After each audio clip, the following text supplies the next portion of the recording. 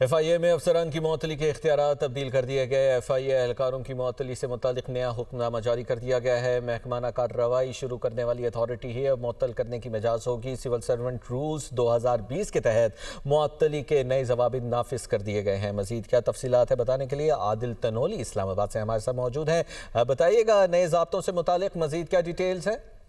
हाँ जी, देखें, FIA में अफसरान की मुअत्तली के इख्तियारात जो हैं वो बेसिकली तब्दील कर दिए गए हैं और एहलकारों की मुअत्तली से मुताल्लिक नया हुक्मनामा जो जारी किया गया है, सर्कुलर, उसमें ये बात सामने आई है कि रूल्स के तहत जो है मुअत्तली के नए ज़वाबित नाफिज किए गए हैं, जिसमें इब्तदाई तौर पर मुअत्तली 120 दिन के लिए होगी और तोसी न होने पर मुअत्तली जो है वो अफसरान की खुद ब खुद खत्म हो जाएगी। फौजदारी मुकदमात में जेल जाने वाले एहलकार गिरफ्तारी की तारीख से मुअत्तल जो है वो तसव्वुर होंगे। डायरेक्टर जनरल FIA ने मुअत्तली के इख्तियारात निचली सतह पर तवीज़ कर दिए थे।